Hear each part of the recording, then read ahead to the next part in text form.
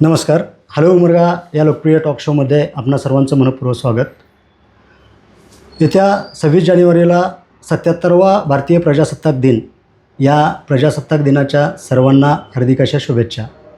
आणि याचेच औचित्य साधून आपल्या उमरगा तालुक्यातील जकीकुरवाडी या गावचे आदर्श गाव आणि या आदर्श गावचं आदर्श व्यक्तिमत्व, एक युवा व्यक्तिमत्व, ज्या व्यक्तिमत्वाने आपल्या महाराष्ट्रातच नव्हे तर पूर्ण देशाला आज भुरळ घातलेली आहे. कारण 26 जानेवारी दिवशी प्रजासत्ताक दिना दिवशीच विशेष अतिथी म्हणून या व्यक्तिमत्वाला बोलवलेलं आहे.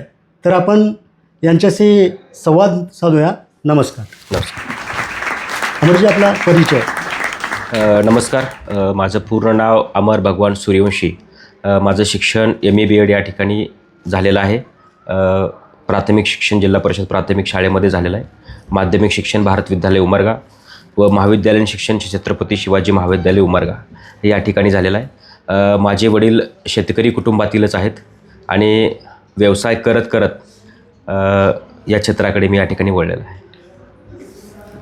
एक उमदा तरुण जे की कॉलेजला असल्यापासूनच एक व्यक्तिमत्व विकास ज्या युवकामध्ये होता, जी वक्तृत्व शैली चांगली होती आणि अभ्यास चांगला होता. परंतु हे सगळं सोडून ज्या युवकाला एक चांगल्या प्रकारची नोकरी लागत होती, हे सर्व सोडून या क्षेत्रात काय यावंसं वाटलं? कारण गाव म्हटलं, गावचं राजकारण हे खूप क्लिष्ट राहतं. एखाद्या वेळेस आपण गावात लक्ष घालत असलो किंवा काहीतरी चांगलं करायचं म्हटलं तर लोक आपल्यावर टपून असतात, काहीतरी आडकाठी आणतात. मग तुम्हाला हे डोक्यात कसं काय आलं? बरोबर आहे. आधीपासूनच नोकरी या व्यवसायाकडे वळायचं नव्हतं, नोकरी करायचीच नव्हती, म्हणून व्यवसाय चालू केला. आणि व्यवसाय करत करत हे लक्षात आलं की व्यवसायाच्या माध्यमातून पैसा तर आपण कमवू शकतो, परंतु व्यवसायाच्या माध्यमातून आपणाला जे पाहिजे ते नाव आपण कमवू शकत नाही. आणि ते नाव कमवण्यासाठी आपणाला काहीतरी करायला हवं. आणि जोपर्यंत आपण काहीतरी करणार नाही तोपर्यंत बदल घडणार नाही, तोपर्यंत क्रांती होणार नाही. आणि ही क्रांती माझ्या महाविद्यालयीन आयुष्यापासूनच माझ्यासोबत जोडलेली होती. या माध्यमातूनच मराठवाड्याचा युवा वक्ता इथंपर्यंतच्या स्पर्धा आम्ही त्या ठिकाणी गाजवल्या. त्याचबरोबर महाविद्यालयामधून यूथ फेस्टिवल जे होतं, त्या यूथ फेस्टिवलमध्ये सुद्धा आम्ही महाविद्यालयाचं प्रतिनिधित्व केलं. आणि तीच प्रतिनिधित्व करण्याची संधी मला सरपंच म्हणून जकीकुरवाडी या गावामध्ये या ठिकाणी माझ्या गावकऱ्यांनी मला त्या ठिकाणी दिली. आणि लहानपणापासूनच सामाजिक क्षेत्राची आवड असल्यामुळं आम्ही लहानपणामध्ये गावामध्ये सर्व तरुण एकत्रित जमून सार्वजनिक शिवजयंती साजरी करायचो. आणि शिवजयंती अशा प्रकारची करायचो की शिवजयंतीच्या माध्यमातून छत्रपती शिवाजी महाराजांना डोक्यावरती घेऊन नाचण्यापेक्षा डोक्यामध्ये कसं घेता येईल हा विचार आमचा राहायचा. आणि या विचारावरती आधारित परत मी आयुष्यामध्ये पुढची वाटचाल करत असताना या क्षेत्राकडे मी वळलो. पण एक निवडणूक प्रक्रिया असते गावात, म्हणजे निवडणुका होतात, पॅनल असतं. तुमची निवडणूक होऊन झाली का बिनविरोध झाली निवड? 2021 साली आमच्या आधीच्या ग्रामपंचायतचा कार्यकाळ संपलेला होता आणि त्या ठिकाणी गावामध्ये निवडणुक्या लागलेल्या होत्या. आणि गावची परिस्थिती अशी होती की संपूर्ण गावचं गटारीचं पाणी हे गावाच्या मध्य रस्त्यावरून वाहत होतं. गावामध्ये शिक्षणाची स्थिती बिकट होती. गावातील जी तरुण मुलं आहेत ती व्यसनाधीनतेच्या नादाकडे या ठिकाणी लागलेली होती. आणि गावातील कुठंतरी लोकांसमोर एक चेहरा म्हणून माझा त्या ठिकाणी त्यांना दिसत होता. आणि निवडणुका लागल्या. आम्ही आमचं पॅनल तयार केलं, आम्ही फॉर्म भरला आणि आमच्या विरोधामध्ये गावातील कोणत्याही व्यक्तीनं फॉर्म भरला नाही. आणि अशा प्रकारे आमच्या पॅनलची त्या ठिकाणी बिनविरोध म्हणून त्या ठिकाणी निवड झाली. गावामध्ये काय असतं, विकासाच्या नावाखाली जेव्हा निवडणुका लढवल्या जातात, आम्हाला गावचा विकास करायचा आहे, ग्रामपंचायतचा विकास करायचा, जेव्हा लोकांनी विश्वास ठेवून निवडून दिलं जातं, अगोदर आश्वासनं असतात, नंतर त्या गावचा कायापालट करणारे क्वचित असतात. यामध्ये ही उमेद घेऊन तुम्ही आता जे बाकीच्या गाव आहे, तुमचं गाव किती उंबरट्याचं आहे, म्हणजे गावात किती उंबरट आहे? 350 उंबरटे आहेत. आणि मेंबर सदस्य 9 सदस्य. 9 सदस्य. तरी पण आदर्श गाव म्हणा किंवा गाव सुंदर करण्यासाठी लोक म्हणजे गावातील कारणं सांगतात की आमचं गाव मोठं आहे, यामुळे आम्ही विकास करू शकत नाही, गावात असं आहे. परंतु 9 सदस्य असताना, 350 उंबरटा असताना, 2,500 लोकसंख्येच्या गावात तुम्ही इतकं सुंदर काम केलात. बरं, हे कामाची प्रेरणा कुठून मिळाली तुम्हाला? खरं तर सर्व तरुणांना मला हा संदेश द्यायचा आहे की आपण बोलून दाखवण्यापेक्षा करून दाखवण्यावरती जास्त भर द्यावा, जेणेकरून जो तरुणावरती आपल्या गावकरी लोक आजकाल विश्वास टाकत आहेत त्या विश्वासाला आपण कुठेतरी सार्थ ठरू. हा झाला पहिला भाग. दुसरी गोष्ट, आपण आपलं आयुष्य जगत असताना त्या आयुष्यामध्ये काहीतरी नाविन्यपूर्ण किंवा चुणूक दाखवलं तरच आपलं कर्तृत्व त्या ठिकाणी सिद्ध होतं. आणि ते कर्तृत्व आपल्याला जर सिद्ध करायचे असेल तर ती संधी माझ्या गावकऱ्यांनी या ठिकाणी मला दिली होती आणि त्या संधीचं सोनं या ठिकाणी मी केलेलं आहे. बरेचसे लोक या ठिकाणी ज्यावेळेस मोठ्या गावचे लोक येतात गाव पाहायला किंवा अशा प्रकारे आता तुम्ही ज्या पद्धतीनं बोललात की आमचं गाव मोठं आहे, मोठ्या गावचा विकास होऊ शकत नाही, गाव छोटा आहे म्हणून विकास झाला, मला त्यांना एवढं सांगायचं आहे की गाव छोटा असला तर त्याला निधी पण तेवढाच कमी असतो. गाव जर मोठा असेल तर त्याला निधीसुद्धा तितक्या मोठ्या प्रमाणामध्ये असतो. माझं गाव जरी छोटं असलं तरी त्या ठिकाणी 9 सदस्य आहेत. तुमचं गाव मोठं असेल तर त्या ठिकाणी 11 सदस्य असतात, काही ठिकाणी 15 सदस्य असतात, काही ठिकाणी 17 सदस्य असतात. तर तुमची जेवढं मोठं गाव तेवढी सदस्य संख्या जास्त, तेवढा निधी जास्त. परंतु मुळात काम करण्याची इच्छाशक्ती ही असणे गरजेचं आहे. गाव छोटा अथवा मोठा याच्यावर विकासाचं काही देणं घेणं नसतं. तुमची इच्छाशक्ती किती छोटी आहे आणि इच्छाशक्ती किती मोठी आहे याच्यावरती गावचा विकास या ठिकाणी अवलंबून आहे. अगदी नक्कीच. उक्तीपेक्षा कृतीश्रेष्ठ याच्यावर जास्त भर देऊन आणि प्रबळ इच्छाशक्ती जर माणसाचा हेतुशुद्ध असेल तर ते कार्य कधीही तडीच जातं. असा हेतुशुद्ध घेऊन एका आपल्या गावाला पूर्ण देशभर कसं झळकवता होते त्या अनुषंगाने कार्य करणारे हे अमर सूर्यवंशी. मग पहिल्या वेळेस जेव्हा गावाला पुरस्कार मिळणार होता तालुकास्तरीय, यासाठी म्हणजे काय प्रक्रिया होती, तुम्ही म्हणजे त्याचा पाठपुरावा कशा प्रकारे केलात? प्रथमतः गावामध्ये सरपंच झाल्याच्या नंतर गावामधल्या ज्या मूलभूत गरजा आहेत त्या मूलभूत गरजा सर्वप्रथम जाणून घेतल्या. लोकांच्या अडचणी काय आहेत ते एका पेपरवरती पहिलं नोट डाऊन केलं आणि कोणत्या अडचणीला पहिलं प्राधान्य दिलं पाहिजे हे आधी आम्ही समजून घेतलं आणि त्या अनुषंगाने काम करायला चालू केलं. मग गावामधलं अतिक्रमण काढणे असेल, भूमी अंतर्गत गटारी असतील, 1100 नारळाची वृक्ष लागवड असेल, एक गाव एक स्मशानभूमी असेल, ही सर्व कामे आम्ही करत होतो. परंतु केलेल्या कामाची कुठंतरी चीज झालं पाहिजे. आपणाला आता हे कुठंतरी तालुकास्तरीय पातळीवर ठेवलं पाहिजे हे आमच्या लक्षात आलं आणि तेव्हाच जाणवलं की आपल्या महाराष्ट्रामध्ये आराराबा स्मार्ट विलेज ही एक स्पर्धा चालू आहे आणि या स्पर्धेमध्ये आम्ही पहिल्यांदा भाग घेतलं. त्याची गुणतालिका तो पेपर आमच्या समोर ठेवला आणि कोणत्या गोष्टीला किती गुण आहेत त्याच्यानुसार काम चालू केलं. मग त्याच्यामध्ये वृक्ष लागवडीसाठी गुण होते, त्याच्यामध्ये घरकुलचं तुमचं घराचं जे मंजूर घरकुल आहेत ते घरकुल किती पूर्ण झालेत याच्यासाठी गुण आहेत, तुमच्या गावाची शैक्षणिक गुणवत्ता किती प्रमाणामध्ये वाढलेल्या आहेत याच्यासाठी गुण आहेत, त्याच्यानंतर तुमचा कचरा व्यवस्थापन तुम्ही कशा प्रकारे करता याच्यासाठी त्याच्यामध्ये गुण होते. या सर्वांचा आम्ही अभ्यास केला आणि तो अभ्यास करून त्या पद्धतीनं गावाला एक एक पाऊल टाकून त्या गुणतालिकेमध्ये जे जे कार्य आम्हाला सांगितलं होतं ते कार्य व्यवस्थितपणे पार पाडलं आणि मग आम्ही अशा प्रकारे आराराबा स्मार्ट विलेजमध्ये तालुक्यातलं पहिलं पारितोषिक मिळवलं. त्याच्या जोरावरती आम्ही मग आमचे स्वप्न वाढले आणि आम्ही जिल्ह्याच्या स्पर्धेवरती गेलो. जिल्ह्यामध्ये सुद्धा आम्ही आराराबा स्मार्ट विलेजमध्ये प्रथम पारितोषिक भेटलं. जसं म्हणतात की माणसाला थोडंसं खायला भेटल्यानंतर आपली भूक वाढते, त्याच पद्धतीनं मला पारितोषिक खाण्याची भूक वाढायला लागली आणि मी फक्त मग तालुका आणि जिल्ह्यावरती न थांबता राष्ट्रसंत तुकडोजी महाराज ग्राम स्वच्छता पुरस्कार ही एक शासनाची पुरस्कार देण्याची आणखीन एक स्पर्धा आहे. या स्पर्धेमध्ये सुद्धा तालुक्यामध्ये प्रथम आलो आम्ही. त्याच्यानंतर या स्पर्धेमध्ये जिल्ह्यामध्ये सुद्धा प्रथम आलो आणि तेवढ्यावरती न थांबता विभागात म्हणजे संपूर्ण आपला जो छत्रपती संभाजी महाराज जो मराठवाडा आहे त्या मराठवाड्यामध्ये जेवढे काही ग्रामीण भाग आहेत, जेवढे काही गावं आहेत, त्या संपूर्ण गावामध्ये मला अभिमानानं सांगावं वाटतं की उमरगा तालुक्यातील एक छोटंसं गाव ज्या गावाचं नाव जकीपूरवाडी आहे, आम्ही विभागामध्ये प्रथम आलो आणि विभागामध्ये प्रथम येऊन तेवढ्यावरतीच न थांबता महाराष्ट्राची कमिटीसुद्धा आमच्या गावामध्ये येऊन गेलेली आहे आणि त्याचासुद्धा निकाल येत्या 10 ते 15 दिवसामध्ये या ठिकाणी लागणार आहे आणि त्याच्यामध्ये सुद्धा आमच्या गावचा पहिलाच नंबर येईल हे मी या ठिकाणी ठामपणे सांगू शकतो. इच्छाशक्ती असावी तर अशी असावी, कारण काम करण्याची जर उमेद असली आणि संपूर्ण जर श्रद्धा असली तर त्या व्यक्तिमत्वाला त्या गावाला आत्मविश्वास असतोच आणि 100% नक्कीच हे गाव महाराष्ट्रात प्रथम येईल हाही आशावाद मी बाळगतो. परंतु तुम्ही जेव्हा 1100 वृक्ष लागवड केली ते लोकसहभागातून होती की ग्रामपंचायतच्या माध्यमातूनच लावलेली होती? प्रत्येक गावचा विकास त्या त्या गावातील तरुणांना करावासा वाटतोच, परंतु गावचा विकास करण्यासाठी सगळ्यात मोठी जी अडचण येते ती म्हणजे निधीची. कारण की आपल्याकडे शासनाच्या मार्फत जो 15 वित्त आयोगाचा निधी येतो तो खूप कमी प्रमाणामध्ये येतो. त्याच्यानंतर बाहेरचा आपल्याला आमदार निधी असेल, खासदार निधी असेल, 25-15 असेल, जनसुविधा असेल, जिल्हा परिषदचा शेष निधी असेल, पंचायत समितीचा शेष निधी असेल, हा वेगवेगळा निधी आपल्याला त्या ठिकाणी उपलब्ध करावा लागतो. परंतु काही गोष्टी अशा आहेत ज्याला शासनाचा निधीच उपलब्ध नाही. म्हणजे शासन आपल्याला आपल्या लोकसंख्येच्या 3 पट वृक्ष लागवड करण्यासाठी सांगतं खरं, परंतु ते जे वृक्ष आहेत ते वृक्ष त्या भागामध्ये येतीलच असं नाही, त्या वृक्षांना त्या भागामध्ये जागा असेलच ना असं नाही, किंवा ते वृक्ष आपल्यासाठी भविष्यकाळासाठी आपल्या उपयोगी पडतील असंही नाही. मग असा एक वृक्ष आम्ही जो शोधला. आमचं गाव हे अतिशय कमी जागेमध्ये वसलेलं गाव आहे. चारी बाजूला चांगली जमीन आहे, त्याच्यामुळं गावाला मुबलक जागा नाही. त्याच्यामुळं जर आम्ही शासनाने दिलेले वृक्ष लावले असते, आंबा, वड, पिंपळ, चिंच, तर त्याच्यासाठी भरपूर अशी जागा लागली असती. तर त्याच्यासाठी आम्ही असं वृक्ष शोधलं ज्या वृक्षाला कमी जागा लागेल, ज्याच्याने गावचं सौंदर्य वाढेल, ज्याच्यानं निसर्ग टिकेल.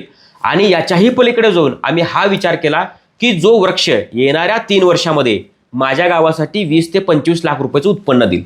आणि ह्या सगळ्या प्रश्नाचं उत्तर जेव्हा आम्ही शोधलं ते उत्तर भेटलं ते म्हणजे नारळाची झाडं. आणि ही नारळाची झाडं कमी जागेमध्ये येतात, हे निसर्गाचं सौंदर्य वाढवतात. त्याच्याबरोबर येणाऱ्या 2-3 वर्षामध्ये याच्या माध्यमातून ही जी नारळं आपण निघणार आहेत, ही नारळं जर आपण विक्री केली तर आपल्या ग्रामपंचायतीला 20 ते 25 लाख रुपये उत्पन्न त्या ठिकाणी तयार होऊ शकतं. आणि आपल्या गावचा स्वनिधी, हक्काचा निधी त्या ठिकाणी तयार होऊ शकतो. मग आपण संकल्पना तर राबवली, आपल्या प्रश्नाचं उत्तर भेटलं नारळं लावायची. मग नारळाची झाडं आणायची कुठून हा प्रश्न पडला. शासन तर नारळाची झाडं देत नाही. त्याच्यामुळं आम्ही संकल्प केला की प्रत्येक वर्षी लोकसहभागातून एक काम करायचं. आणि पहिल्या वर्षी हातामध्ये लोकसहभागाचं पहिलं काम घेतलं की 1100 नारळाची झाडं लावायची. आणि प्रत्येक कुटुंबाला आवाहन केलं की तुम्ही तुमच्या माध्यमातून आम्हा ग्रामपंचायतींना तुम्ही झाडं द्या, आम्ही ती लावू, आम्ही ते वाढवू, आम्ही त्याचं संगोपन करू. आमच्या गावातील कोणत्या कुटुंबांनी 50 झाडं दिली, कोणत्या कुटुंबांनी 40 झाडं दिली. माझ्या मित्रपरिवाराने त्यांचे वाढदिवस न साजरी करता 20, 25, 30 ज्यांना जशा पद्धतीनं साध्य आहे, रोजंदारीवर कामाला जाणाऱ्या महिलेने सुद्धा एक झाड आणून आमच्या ग्रामपंचायतीला दिलेलं आहे. आणि या सर्वांच्या माध्यमातून आमच्या गावामध्ये 1100 नारळाची वृक्ष लागवड या ठिकाणी यशस्वीरित्या पूर्ण झाली. आज महाराष्ट्र शासन देखील झाडे लावा झाडे जगवा म्हणत आहे. बऱ्याच ठिकाणी 50 कोटी वृक्ष लावण्याचा महाराष्ट्र शासनाने संकल्प केला, परंतु ती आज वृक्ष आहेत का? खरंच हे आदर्शवत गाव म्हणजे आदर्श घेण्यासारखं आहे. एक उमदा तरुण आणि त्यांची पूर्ण सहकारी टीम जगून आज गावाला चांगल्या प्रकारे आज देशभर त्या गावाची कीर्ती पसरवत आहे. तुमचा एक सर्व महाराष्ट्रात एक पॅटर्न गाजला की अभ्यासाचा पॅटर्न. 6 वाजता एक भोंगा वाजतो, म्हणजे घंटी वाजते, अलाराम वाजतो ग्रामपंचायतमधून, आणि तेव्हा विद्यार्थी घरातील सर्व टी व्ही बंद करून विद्यार्थी अभ्यासाला बसतात. ही संकल्पना, आणि ऐकले तर कसं, महत्त्वाचं म्हणजे ऐकणं गरजेचं आहे. हे तुमच्या साधाला प्रतिसाद दिले का? ग्रामपंचायतीचा गावचा विकास म्हणजे रस्ते, नाली, गटार हा नसून त्या गावचा युवक हा आहे. ज्या गावचा युवक सक्षम असेल तर त्या गावची सगळ्यात जास्त प्रगती झाली असं म्हणता येईल. आणि आम्हालाही तेच लक्षात आलं की आपण सर्व भौगोलिक विकास केला आहे, आता आपणाला गावातील लोकांच्या डोक्यांचा विकास करणं अतिशय गरजेचं आहे. आणि ग्रामीण भागामध्ये सगळ्यात मोठी अडचण जी आहे की आपल्याकडे एकत्रित कुटुंब प्रणाली आहे, ज्याच्यामध्ये सर्व कुटुंब एकत्रित राहतं. गावामध्ये वेगळी अशी अभ्यासिका नसते किंवा विद्यार्थ्यांना बसण्यासाठी वेगळी स्वतंत्र व्यवस्था नसते. मग मला एका दिवशी असं लक्षात आलं की आमच्या घरामध्ये आमच्या भावाचा मुलगा ज्यावेळेस अभ्यास करायला बसला त्यावेळेस वडील आले आणि टी व्ही चालू केले. त्याच्यानंतर ते उठून गेले, त्याचे वडील आले, ते बसले, त्यांनी टी व्ही चालू केला. तो गेला, त्याच्यानंतर त्याची आई आली, त्यांनी टी व्ही चालू केली, ते पण बघून गेले. पण या सगळ्यामध्ये कुठंतरी त्या मुलाचा अभ्यास होत नाही हे लक्षात आलं. आणि तेव्हा ही संकल्पना सुचली की आपण संध्याकाळी 6 ते 8 सायलेन्स झोन गावामध्ये पाळायचा. संध्याकाळी 6 वाजता ग्रामपंचायतीच्या इमारतीवर एक भोंगा वाजवायचा. आणि 6 वाजता भोंगा वाजला की गावातल्या सर्व माता भगिनींनी, नागरिकांनी आपल्या घरातला मोबाईल ऑफ करायचा, टी व्ही बंद करायची आणि मुलांनी फक्त अभ्यास करायचा. आणि याचा इतका सकारात्मक परिणाम झाला की आमच्या गावातली मुलं अभ्यास तर करायला लागलीच, पण याच्यामुळं जी आपली पिढी या सोशल मीडियाच्या माध्यमातून या सोशल मीडियाला आहारी गेली होती त्याच्यावरतीही कुठंतरी आम्हाला त्या ठिकाणी नियंत्रण मिळवता आलं. याच्या पलीकडे जाऊन आणखीन एक मला सांगायचं आहे की हा उपक्रम आमच्या गावांनी महाराष्ट्रामध्ये या ठिकाणी केला आणि संपूर्ण महाराष्ट्रभर हा उपक्रम या ठिकाणी नावारूपाला आला. हाच उपक्रम आणखीन बरेचशी गावं या ठिकाणी करत आहेत. याच्यामध्ये आणखीन एक फायदा झाला, संध्याकाळी 6 ते 8 फक्त लहान मुलंच नाही, तर संध्याकाळी 6 ते 8 पहिलीपासून तर ग्रॅज्युएशनपर्यंतचा शिक्षण घेणारा जो मुलगा आहे तो सुद्धा घरामध्ये बसला पाहिजे. मग ज्यावेळेस संध्याकाळी जी आपली मुलं असतात ग्रॅज्युएशनला शिक्षण घेणारी, ती मुलं कट्ट्यावट्ट्यावरती बसतात, हातामध्ये मोबाईल घेतात, टिंगल टवाळकी करतात किंवा व्यसनाधीनतेच्या आहारी जातात. आम्ही त्यांचा प्राईम टाईम ओळखला की ते बरोबर कोणत्या टाईमाला बाहेरून बसतात आणि त्यांचा टाईम होता संध्याकाळी 6च्या नंतर. आणि आम्ही तोच टाईम ओळखला, तो टाईम हेरला आणि त्या टाईमामध्ये त्यांना बंदी घातली, ज्याच्यामुळं ही मुलं आपापल्या घरी जाऊन बसायला लागली आणि जो अनुचित प्रकार घराला घडणार होते, ज्या गोष्टी घडणार होत्या, त्या गोष्टीला कुठंतरी आम्हाला या ठिकाणी नियंत्रण मिळवता आलं. नक्कीच. आणखीन एक म्हणजे सर्व धर्म समभाव ही जोपासना म्हणजे ज्यांच्यापासून सुरुवात झाली, एक गाव एक रंग एक संघ ही संकल्पना जी की तुम्ही महाराष्ट्रभर या म्हणजे आपल्या उमरगा तालुक्यात तर या एक गाव एक रंग एक संघची खूप चर्चा आहे. कारण भाऊ यांचे मनं जुळत नाही, तुम्ही अख्ख्या गावाला जुळवलात. म्हणजे हे कसं शक्य झालं? आमच्या गावामध्ये एक गाव एक गणपती आहे. आपणाला काहीतरी नाविन्यपूर्ण उपक्रम करायचे होते. आमचं गाव आधीच नाविन्यपूर्ण उपक्रमामध्ये होतं, एक गाव एक गणपती, एक गाव एक स्मशानभूमी. तर माझ्या डोक्यामध्ये एक संकल्पना सुचली की आत्ता आपण जे राजकारण पाहतोय किंवा जे समाजामध्ये वातावरण पाहतोय, जे जाती धर्माचं वातावरण पाहतोय, ज्या माणसांना जाती जातीमध्ये धर्मामध्ये हे विभागलं गेलं आहे आणि त्यांना जर ओळखायचं असेल तर त्यांना ओळखण्यासाठी प्रत्येकाने आपापला एक रंग निवडलेला आहे. हा निसर्गाने दिलेला रंग आहे, परंतु आपण त्याला जातीमध्ये आणि धर्मामध्ये या ठिकाणी डिवाईड करून टाकलो आहे. तर मला जगाला एक संदेश द्यायचा आहे की आमच्या गावामध्ये जाती आणि धर्माच्या भिंती आम्ही सगळ्या तोडून टाकलेत. आणि हा संदेश देण्यासाठी सगळ्यात मोठा आणि चांगला उपक्रम होता की एक गाव एक रंग, आनंदाने राहू एक संघ, ही संकल्पना आम्ही राबवली आणि संपूर्ण गावाला आम्ही एकच रंग दिला.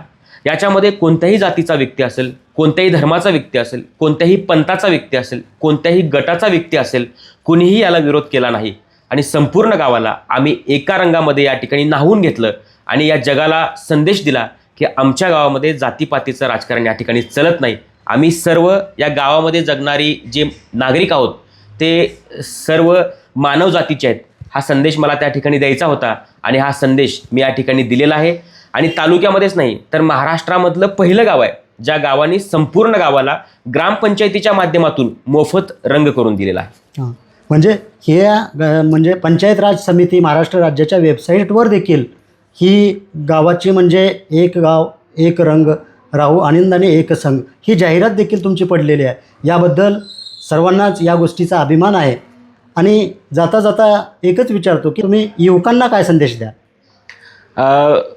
सध्या युवक मोठ्या प्रमाणामध्ये सोशल मीडिया असेल, त्याच्याबरोबर व्यसनधीनता असेल, याच्या जास्त मार्गी लागलेली आहे. तर मला एवढंच सांगायचं आहे की व्यवसायामध्ये असतील, राजकारणामध्ये असतील, या संधीचं जर सोनं आपल्याला करायचं असेल तर खऱ्या अर्थाने आपण प्रामाणिक राहिलं पाहिजे. प्रामाणिक कुणाशी राहायचं? प्रामाणिक समाजाशी नाही, लोकांशी नाही, आईवडिलाशी नाही, प्रामाणिक स्वतःशी राहायचं आहे. या युवकांना मला एकच प्रश्न विचारायचा आहे की तुम्ही ज्यावेळेस समाजाला, आपल्या आईवडिलांना त्यांच्या चेहऱ्यासमोर आपण बघू त्यावेळेस आपली मान ही खाली नाही गेली पाहिजे. आणि याच्याही पलीकडे जाऊन हेही न करता आपण आरशासमोर उभं राहायचं आणि स्वतःला प्रश्न विचारायचं की खरोखरच मी प्रामाणिक आहे का स्वतःशी, माझ्या समाजाशी, माझ्या विचाराशी, माझ्या कामाशी, या सगळ्याशी. आणि तेव्हा त्या आरशामधून जे उत्तर भेटतं ते उत्तर आपण त्या ठिकाणी ॲक्सेप्ट केलं पाहिजे. आणि तरुणांना मला एवढीच संधी द्यायचं आहे की बरेचसे तरुण मला फोन करतात की सरपंच मला येणाऱ्या निवडणुकीमध्ये ग्रामपंचायतीला थांबायचं आहे, गावामध्ये मला बदल घडवायचा आहे. नक्कीच तुम्ही गावामध्ये तुमच्यासुद्धा बदल घडवू शकता, तुमचंसुद्धा गाव आदर्श करू शकता, तुमच्या गावामध्ये सुद्धा नाविन्यपूर्ण उपक्रम त्या ठिकाणी राबवू शकता. फक्त त्याच्यासाठी एकाच गोष्टीची गरज आहे, ती म्हणजे प्रामाणिकपणा. तो प्रामाणिकपणा तुम्ही अंगीकृत करा, आयुष्यामध्ये तुम्ही कुठेही कमी पडणार नाही. नक्कीच जो प्रामाणिक असतो तो इतिहास घडवतो. तर हे होते जकीकुरवाडीचे आदर्श युवा सरपंच अमर सूर्यवंशी. येत्या 26 जानेवारीला दिल्ली येथे प्रजासत्ताक दिनाचे औचित्य साधून त्यांना विशेष अतिथी म्हणून तिथे त्यांना उपस्थित राहता येणार आहे, त्यांचा गौरव होणार आहे. ही आपल्या तालुक्यासाठी खूप अभिमानास्पद गोष्ट आहे आणि त्यांना पुढील कार्यासाठी शुभेच्छा. धन्यवाद.